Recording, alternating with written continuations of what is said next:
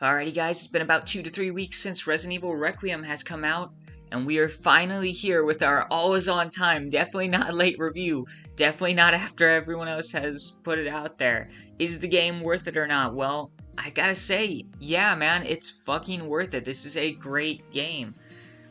First I'm gonna take you through it without any spoilers, so don't sweat it. If you're nervous about anything, getting outed, don't worry. We will have a spoiler section a bit later on, so just stay tuned if you're looking for that. But yeah, man, right off the bat, the story is really solid. It's probably not the best in the series, but it is still very good. The entire structuring of the game has a lot of fun. I didn't really find myself hating any particular section like I did, say, with the sewer and RE2. They're all solid, though there is definitely a preference, probably like every Resident Evil game, with the first half of the game being just a little bit stronger, a bit more horror-oriented, where the second half becomes a bit more action-oriented. But I wouldn't call it a drop-off. Yeah, it's a bit different in quality, but if you prefer action, maybe you'll get a little bit more out of the second half of the game. And even if you don't, I wouldn't say it's bad or anything like that. It's just kind of like, oh, you know, it's fine. A good analogy I probably would use is to Resident Evil 4, like the original. The first half of the game is akin to the village, while the second half is closer to the castle in quality. They're both very good. You gotta give that kind of the tip off to the village. But this ain't an island section. This isn't like, oh my god, this kind of sucks. I will say though, the final kind of area and ending to the game is a little disappointing. It's not so much that it's bad, it's just kind of quick. Overall, I would have hoped there would have been a little bit more. I was actually shocked when the game ended. I was kind of like, oh, that's it. Oh, okay. Normally there's just a bit more kind of fanfare going, and this one I didn't quite feel it. It's not. It doesn't hurt the game, it doesn't ruin it, but it is a bit of a letdown, especially given how consistent the majority of the game in that first half truly is. But I gotta mention, before we go any further, the zombies in this game. I'm talking the base enemies. Holy crap, the zombies are fucking terrifying, dude. They are the best they've ever been in any one of these games, with their only real competition, I would say, being the 2 and 4 remakes, man. They are fucking great. The zombies in here, if you don't know, they will react to different things around them. They're constantly trying to do their jobs or their hobbies that they had in life. They will scream at you different words. I had a zombie yell at me, epilepsy, at one point, which was oddly poignant because I thought I was having a stroke. So I was like, oh, okay, so they can hear me on my controller. But no, they are phenomenal. They are absolutely wonderful. Just going around, you have maid zombies cleaning up blood. You have these singing zombies who are so fucking creepy, just going around doing their thing. You can hear them throughout the different hallways. It's very disturbing. You'll have some zombies just flipping off light switches. It's fantastic. They are so wonderful, and I have to compliment them immediately. Though they do kind of vanish after that first half of the game. Once you get to a specific area, it's kind of like, oh, okay, I guess we're just doing basic zombies after that. They're not bad or anything, but definitely a step down from the first half of the game zombies, or even the Ganados from 4 Remake, or hell, even the original 4. That being said, though, man, that first half, ooh, they are phenomenal. Now, if you don't know, the story for this game, brief summary, is you're playing as Grace Ashcroft, the daughter of Alyssa Ashcroft, who's a character from Resident Evil Outbreak, a kind of side game in the series, a bit of a spin-off. And she's trying to uncover the mystery of something that her mother had hidden, and why this weird-ass looking zombie motherfucker, Dr. Victor Gideon, is so interested in her. He has been stalking her, he is watching her. Why is he going after her? We don't know. While at the same time, Leon is trying to find Mr. Gideon as well. And our favorite ass-kicking, flippin', good-looking guy has got a seeming curse. It's called the Raccoon City Curse. It's just a plague. And it's killing him. It's spreading across him. You can see it in all the promo art and the trailers. It's on his neck. It's on his hand. And if he doesn't find a cure, he is going to die. And that is our basic setup for the game. You go throughout, you get stalked by a few enemies. Of course, you've seen him in the trailers. The girl, who's this giant hag-like thing. Lisa Trevor-looking motherfucker who's constantly on you. And Chunk, who is, everybody's village nightmare come back to haunt them. He's he's a big boy, man, and he is constantly following you around those hallways. It presents a really great setup for a story, and I gotta say, man, outside of the remakes, you know, I was hyped for 7 and Village, but, like, conceptually, I think this is probably the coolest story we've had since, like, maybe 4, you know? Like, just in terms of that, like, that concept, you know, this weird zombie-looking guy stalking Grace, trying to, and I don't mean gameplay mechanics, I mean just literally, like, he's, like, following her, and why is he so interested in her? He looks so cool and so freaky, and he's portrayed very well in the whole Raccoon City curse thing, you know? Digging up old wounds, why is this happening now and not before? It's a great setup, man. It is so intriguing. Not to say the Bakers or the Village setup wasn't also interesting. It was incredibly fascinating. But this one kind of scratches all my little, like, Resident Evil sweet spots. I'm like, ooh, okay, let's see where we're going, man. Yeah, and again, without going into any deep spoilers, I would say it is a pretty solid story. Not everyone is going to love it. I think the majority will, but there is a bit of controversy online, especially with some of the plot revelations later on in the ending. I get that. I will admit, with the plot twist concerning a specific character, I'm not crazy about it. I don't hate it in the context of this game. I actually think it works. But in the broader context of the series, I'm kind of like, I don't know. That is a bit of a retcon. Especially given another game in the series last time we saw this character. It's kind of like, I don't think this guy holds merit, but it's okay. But I would say it's not the best story in the series, but it is strong. I would definitely say it's better than Village's story. Village just kind of left me wanting more in a lot of ways. There's so many cool concepts in that game, and I don't really think many of them got fully fleshed out. Is it better than 7? Oh, man.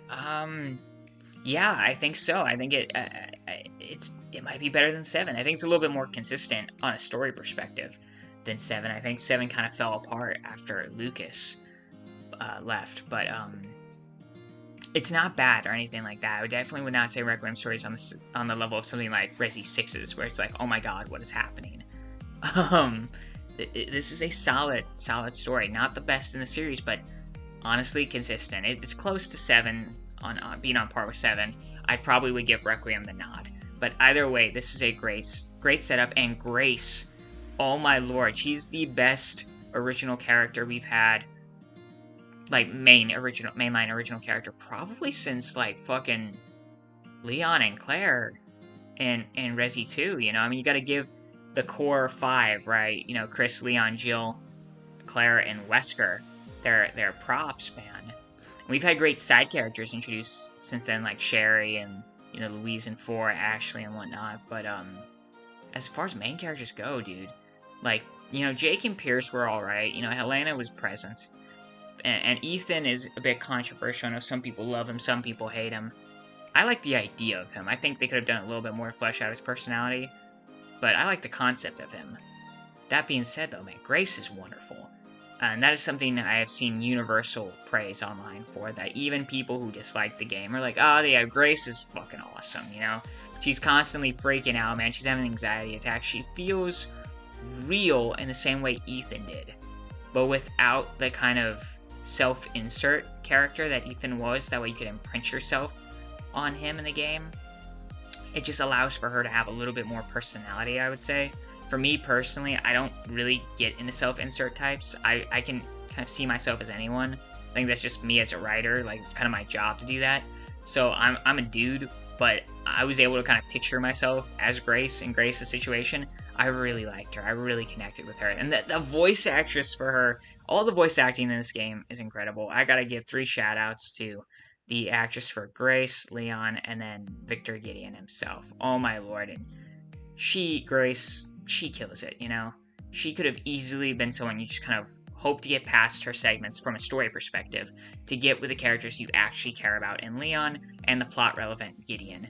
But I didn't feel that way at all. I loved Grace. I was actually sad when we left her before I remembered, oh, that's right, it's Leon, and, you know, he's gonna be, you know, spin-kicking the shit out of zombies. It's gonna be a blast, but, man, like, wow, they knocked it out of the park with Grace. both from a graphics and just a performance standpoint. Incredible. The graphics, that brings us next to that, man. A little easy segue there. The graphics are gorgeous. This is easily the most beautiful Resident Evil game I have ever seen. This is just fantastic. Absolutely wonderful. It looks so, like, the lighting, the shadows, everything about it, man. They really knocked it out of the park. They deserve all their flowers. I can't imagine how much of a pain in the ass it was to design everything here. And the visual design, the aesthetic for these monsters. I haven't seen that talked about that much, man. The, not just the zombies, but, like, the bosses, the girl, Chunk, and, Victor Gideon himself. They look wonderful. Like, the village monsters looked great, too. Don't get me wrong. The bakers looked incredible. But these guys, they look great, and they feel like Resident Evil. Like, with Village and 7, you're kind of sitting there waiting, like, okay, how is this connected to Resi? You're interested, but it's like, this is clearly something different. Requiem plays with all the same tropes of the series, and yet it does something new with them. And they look wonderful, man. Like, just look at the concept art for some of these guys, man. They look creepy as shit. They're incredibly well designed, being reminiscent of what came before, but still something new. I fucking adored the graphics. Oh my lord, they are so beautiful. And the sound design, too. The sound design in this game is fucking nuts, man. We have had some great design in the series, but it makes half the games look like shit in comparison. The sound design, just the gunshots, man, the bullets splattering, the music, the ambiance. Leon's has this, like, action theme that plays that's so fucking creepy and ominous. I heard someone describe it online as, like, it's the ghosts of Raccoon City haunting him. It's the ghosts of his past, and that's what he's hearing in his head. I'm just like, oh my lord, that's fucking wonderful, man. And the actual motifs they use, I don't want to get into anything too deep there, but, like, the motifs they use at a specific point about maybe, like, 50%, 60% through the game, it's just gorgeous, man. The music was wonderful, the sound design was impeccable. The physics in this game, the shooting a zombie, the way they react, the blood splattering on the wall, it's exactly like the zombies in 2, except it's taken to the extreme. You can really feel the fact that this is like a modern, current-gen game, and it actually feels like it was worth it. It doesn't feel like this is the kind of game you could get on a PS4, but now you have to charge like $20, $30 more for it. This is just a fucking great game. It feels worth its price. Even the deluxe edition. I bought the deluxe edition, which I normally don't do, and it was worth it. I really enjoyed it, man. You don't need it. It's just some extra costumes, but the game itself is worth it. So if you were wanting to, punch out here, is the game worth it? Should I buy it? Yeah, man. I'm gonna definitely 100% say buy this game. Is it as good as 4 Remake? I don't think so, though it is going to be personal preference. I would say the horror is much better. I mean, this is wonderful. This is easily the scariest a Resident Evil game has been since 7 and RE2 Remake. And this is one of the scariest games in the series, even if it doesn't hold that horror all the way throughout. Obviously, the game is split up between Grace and Leon sections. The Leon sections are a bit more action-oriented, but dude, those Grace sections, they fucking bring it, man. They really bring the horror. If that's what you're looking for, if nothing else, you will have a great time with the first half of the game, man. And that's gonna be worth it, I would have to give the game, critically, I want to give it like a 9.5, but I can't do that. Just because there's some flaws, maybe subjective or objectively, I'd have to give it like an 8.5, but subjectively, man, I gotta give this a fucking 9, dude. Especially if you haven't played too many Resident Evil games, this is gonna be a great earlier one for you. Maybe not a great first one, but it could be, man. I do think you'll get more if you are a fan of the series, but this isn't like gatekeeping. You can still have a good time with this game, and just as a game itself, if you don't give a fuck about the story, the game is so fucking well made. The horror sections, the action sections, this is wonderful. I just had a smile on my face throughout the entire game. It was so hard to do commentary, because I kept shutting up, because I was just enjoying myself so much. I had to remind myself, like, oh, right, you're supposed to be talking. let the people know, man. But yeah, if you're looking for it, I would say 100%. Buy it now. At worst, you could wait for it to go on sale, but I don't think you need to. I think This is something worth your money, easily, 110%. Alright, spoiler section. If you want to tap out, that's totally fine. Hope you enjoyed the video. For everyone else, let's jump straight into it. The story structure. Now, it's very well paced, I have to say that. I was very concerned about the jumping back and forth between Leon and Ashley, oh my god. Leon and Grace. But, no, it was paced extremely well. I actually found myself kind of missing Grace, and I was like, no, I don't want to go. But of course, it's Leon. It's so much fun. So you have a good time with him. I will say the third act of the game, Grace doesn't quite have as much to do. Her levels are a little bit shorter, and it is still good. It's not what's there is bad. I just wish there was a little bit more. It feels like there's like a tiny extra area, like literally just like maybe 20 minutes worth of content that got cut. And it was very odd. I don't feel that way about Leon's endgame sections. I think his was really well spread out and paced. But Grace's, I feel like there was just something missing, and I'm not sure what. The game is basically structured around you're in this like hospital part for the first majority of the game, as both Grace and Leon.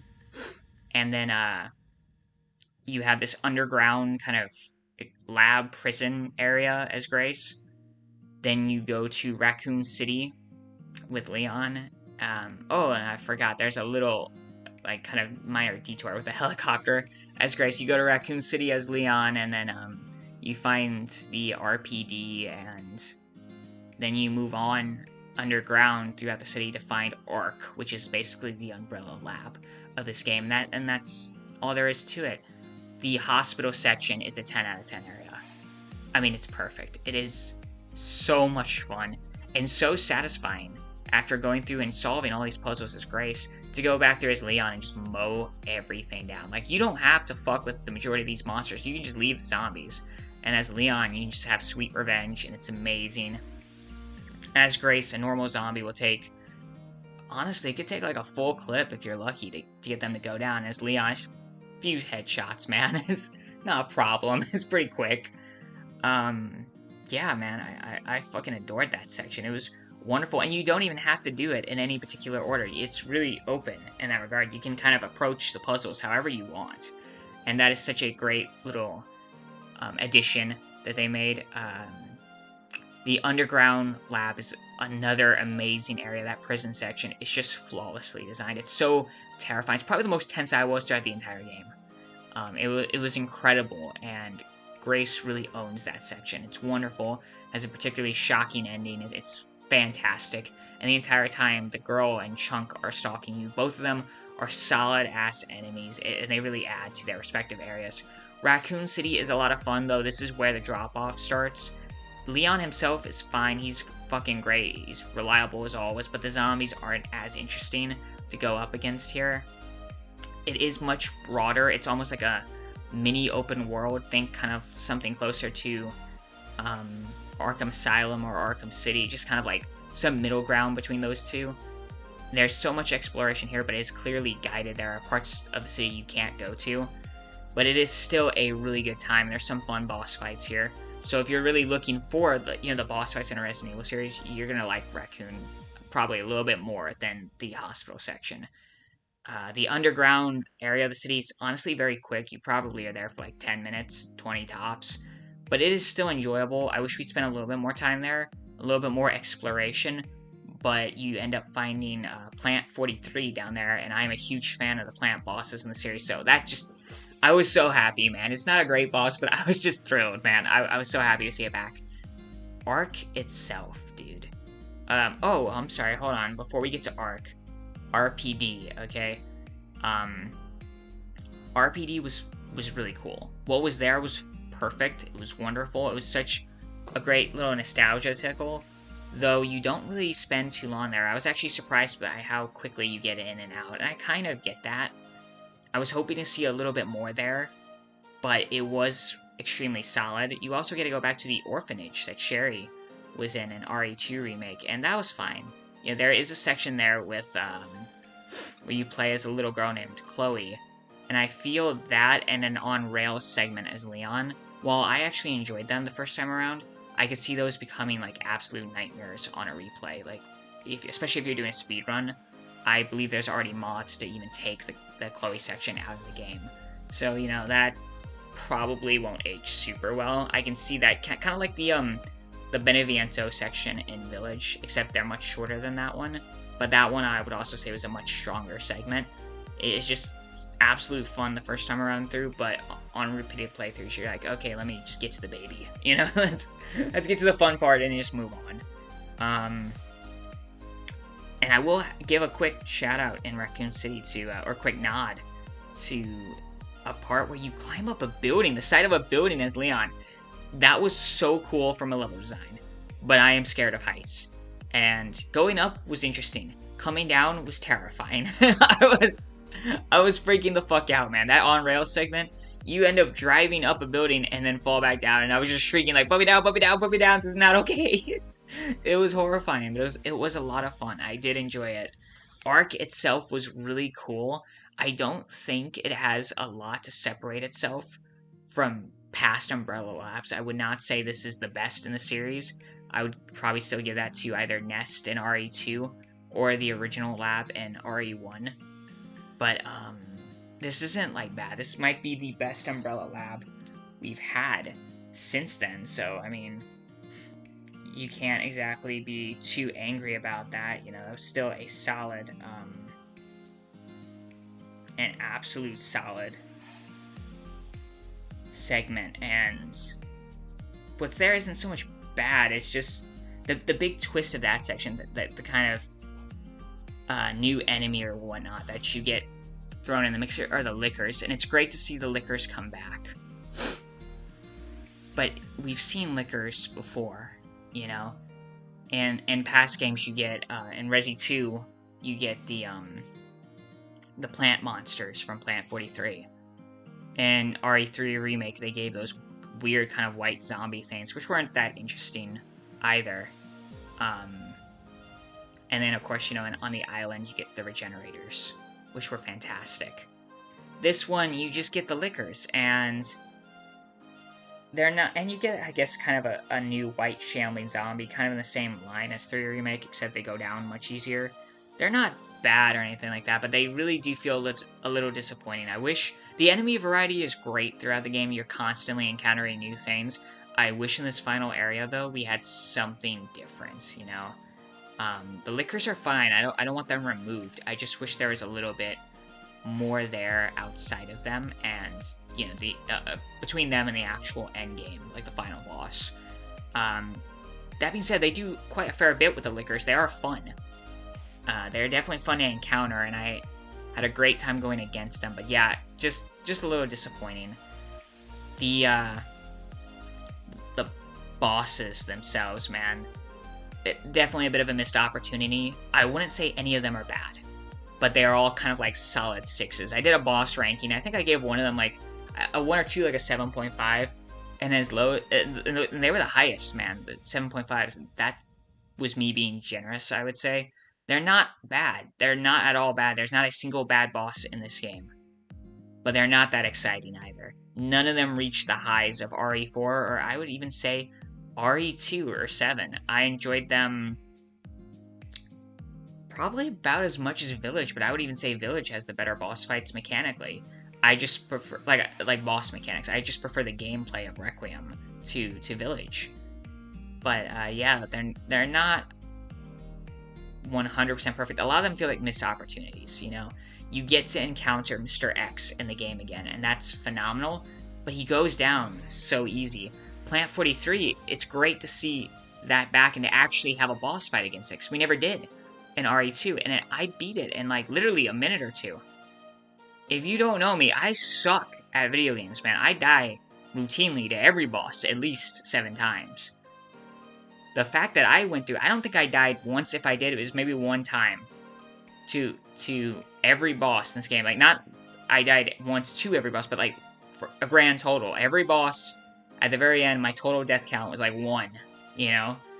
At most. That's not great. The bosses definitely weren't that threatening.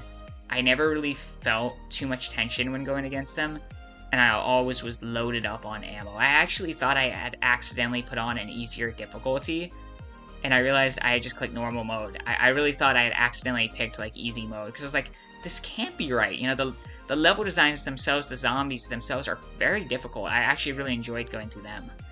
But the bosses were just a cakewalk. You know, Mr. X and RE2, it's the same fight as the final boss there, except he has a little bit more he can do in this one. You can engage with him with the new parry mechanic for the hatchet, and I was expecting a slugfest, man. I was expecting this fight to go on for a minute, and if you actually watch my gameplay when I killed him, even I was sitting there shocked. I was like, oh, that's it? Because it's not that bad, man. It goes really quick, which is, I guess, good if you are kind of new into video games or you're kind of a bit nervous. I know some people are kind of still a little scared getting into horror games. In that regard, the bosses are going to be extremely new person friendly. This is a great starting point. You can really get accustomed to them. And I don't think there's any difficulty spikes with the bosses throughout the game. There is difficulty spike throughout the game with the level design once you reach Raccoon City, but not so much with the bosses themselves. That being said, for anyone else, if you played at least like 1 or 2 games in general before, I think these bosses are going to let you down a little bit. They're extremely cool looking, but they don't do too much.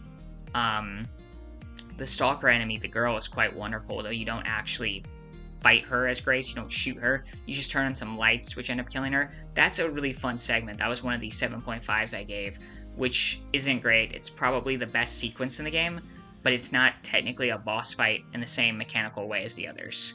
I'm kind of shocked Grace didn't have any boss fights, like traditional ones.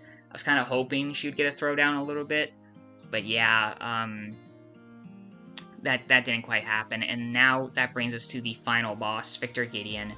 Extremely easy, though I will say, as far as Resi final bosses go, he's probably in the top tier, like the upper half. He's just the fact that he's good. Resi final bosses are very hit or miss. He's not the best in the series. I probably would have to give that one to like Wesker in 5, or no, yeah, actually probably Wesker in 5. I mean, maybe Birkin and RE2. He's fucking great, but mechanically, probably Wesker. This guy, Victor Gideon, he's still top tier, but I wouldn't say this is a great boss. It's just the competition isn't really high. There's only a few really great final bosses in Resident Evil, unfortunately. As a villain, I will say he's a bit of a missed opportunity. He kind of vanishes about midway through the game, and he literally just walks back into the room for the finale, and he's infected himself with Nemesis, which I didn't even notice. I'm such a fucking moron. I should have... He's got all the telltale signs of, like, you know, how he infects people and attacks them and stuff, and I was completely missing that, and yeah, I don't know, man. I just... He was cool when he was there, but I wish we got more of him. Another thing I will bring up is Wesker is in the game, at least a clone of Wesker named Zeno. I was so excited to see him when he first popped up. I really thought, oh, okay, so Victor Gideon is not the main villain of the game. He is, you know, the distraction character. And Wesker, this is the return of Wesker. This is the game where he comes back, and I was super amped to take him on, and he just sucked, man. I mean, it's not the actor's fault. He was great, but he doesn't do anything. You could cut him out of the story, and I actually think it strengthens it. I know I've seen some people defending this choice online. I get where people are coming from, that this clone is supposed to feel hollow, that he's not the real Wesker, and that's kind of like the in-life reason in-game as well, that you don't need to take him on. He's not a big deal anymore. He's just a ghost or a shadow of what came before. Either way, it's still really disappointing, and I definitely think this game could have used an extra boss, like an intense Wesker fight, even if it's just a quick segment running from him. He really was disappointing, and had you cut him out, that necessitates Gideon to be there to do his scenes, and then we get more time with his character. That probably could have helped flesh him out a little bit more. I was totally fine with a Wesker clone, but seeing as they didn't really want to flesh him out at all, it was kind of worthless. It was cool seeing him interact with Leon and fighting him, though, even if Leon never put 2 and 2 together that, oh my god, this is Wesker. So yeah, that was definitely a little disappointing. Gideon's final form looks really cool. It is pretty much exactly the Nemesis fight from 3 Remake, the final boss. But I'd say it's done a little bit better here. It's easier, but it's done better. I just enjoyed it a little bit more. Nemesis in 3 Remake, I didn't love that final fight. I was just kind of let down, and that probably was because I was comparing it to the originals, which is one of my favorite encounters in the series, and I love 3 Remake. I love Jill in that game, but dude, they butchered her arc there. Like, that ending, oh my god. I don't know how you cut out one of the most iconic final scenes in video game history, but they did. Hopefully, they'll bring it back at some point. I don't know. I'm still hoping for that director's cut, man. I'm sitting there like, it could come. You don't know, man. It could come at any time. If enough people request it. They said the same thing about RE2 Remake, you know? We just gotta be consistent. 11 years, man. That's the timeline we gotta beat. But we'll figure it out. I will give a quick nod, though, for the bosses. You fight a guy named the Commander, who's largely implied to be Hunk. It is a great fight, but like all the others, it is so quick. I wish they had given him a second or third phase. There's a part where he breaks an air tank, which I think is supposed to be a second phase, but I killed him within like a minute of that phase. It was very disappointing. I wish we had gotten a little bit more with him, especially if this is his final game. I would have loved to have seen him mutate, you know, so we can fully take him on in traditional RE fashion. That being said, though, apparently if you go back, I haven't done this myself, but if you go back to his boss fight arena, he's not there, man. He's fucking gone. And I think that would have been, or it's largely implied that he's going to come back.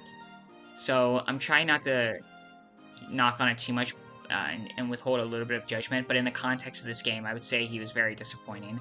Cool while he's there. It's not that he's bad. I just wish we had a little bit more with him. I think a whole section of keeping the initial engagement like with him, like that initial boss fight, having him retreat and attack you, not so much like Krauser in RE4 Remake, but think more like a Stalker enemy. Having him hunt you in the dark space of an Umbrella lab as Leon. And you can actually fight him. You can actually do damage to him here as he hunts you. And if you don't kill him, maybe by the end of a hold, then you get another brief encounter with him, only for him to finally transform in the end. I think that might have added a little bit more. I don't know. I'm a huge Hunk fan, so I was super excited when he showed up, but also extremely disappointed when he was gone. So that kind of blows. Overall, I would definitely say the story is a strong one throughout the series, but they make some tweaks and retcons to the character of Oswald E. Spencer that he actually, in the end, regretted all his decisions. It works in the context of this game, but if you've played Resi 5, I don't think that fucker was regretting anything. I'm thinking, like, nah. If this was any other company, I'd say, oh no, that's a big lie. Elpis is gonna do something. The virus of this game, Elpis. It's definitely gonna be revealed to be, like, some actual horrific monstrosity, and you know, Spencer's not at all changed, but this is Capcom, and they like to do retcons, so he probably actually is now a good guy. Like I said, great for this game, doesn't work in the context of the series, if you ask me, but it you know, it could happen still. Basically, this game ends with setting up the new enemies of the series, I guess. It's no longer the Umbrella Corporation, it's the Connections, so we will have to see where it goes, but I am enthusiastic. Rumors are there is a DLC coming out. Either we could be playing as Chris or Jill, as Jill was found to have assets in this game. Maybe we'll play as Grace, or I think her name was Mary, which was the girl's name before she transformed, which throws me the fuck off because I was just playing Silent Hill 2, so I'm thinking of a completely different Mary. But, you know, they could all be interesting. Of course, I know a lot of people want to see Ada come back. I see that, well, all the thumbnails for the DLCs, man, you bastards keep putting Ada there. But I don't know, man, we'll see. I don't think it'll be Hunk. We could get, like, a 4th Survivor mode. There's allegedly a mini-game gonna be coming out soon. It's either gonna be Mercenaries or probably 4th Survivor. Apparently, though, you can see Tofu running in the RPD. I haven't seen that myself, but I think that's awesome if that's true. Yeah, man, overall, the story was solid, but there were a lot of missed opportunities. I'd say Victor Gideon is perfect for that first act, but after that, we just don't get anything with him, man. He feels like such a waste of a villain. He's so cool. This isn't like Derek Simmons in RE6, where you're like, oh my god, go away, you suck. This is very much a Jack Baker situation where it's like, or Lady D actually probably would be a better comparison in Village, where it's like, I love this character, I want to know more. He's absolutely fascinating, and he did it while just being a ugly fucking looking man, as opposed to, Mama Milkers, where we're all a little biased. So I gotta give them props on designing his character, but also gotta knock him for not really using it. The Raccoon City Curse is probably my biggest disappointment in the game. I was so excited to see that arc. I loved seeing Sherry be there helping Leon out. That was one of my favorite aspects of the game, was whenever she'd check in. It was so cool to see her again. But the virus really goes nowhere, man. It doesn't really do anything. The whole curse, up until the ending of the game where Leon starts having like panic attacks, man, that virus hardly affects him, dude. I honestly forgot he was infected for the majority of the game. The hatchet, though, is a fucking incredible addition. That, ironically, I was nervous about it going in, but I fucking love it. I might like it more than the knife, man. It was, wow, it was so good. Even though I suck with it, it's a lot of fun to use. Overall, I'd say the story is still a selling point. It's great with Leon. I love Leon's character arc and how that goes. I wish Grace got a little bit more to do in the final act. I think she becomes more of a plot point than a character, but she's still really solid when she's there. It just pales in comparison to where they take Leon's story. I do think the game ends rather abruptly, but I still enjoyed it. I still had a great time. I probably would give the story, like, objectively probably a 7, but for me it was probably an 8. I just can't ignore the flaws of where it goes, but I also can't deny how much fun I had with the story. Like I said earlier, I'm a writer. I'm a writer-filmmaker.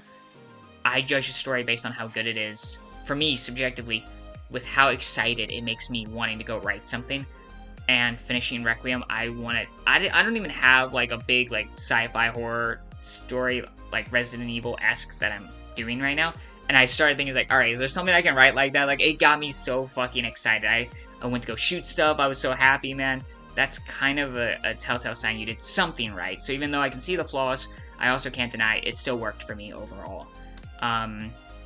Even if the ending was a little weak, it is still exciting to see where the story's going. Quick nod to the mechanics. I love the fact that they added in that you can switch between first and third person mode. I think that's wonderful. I loved the horror in the game.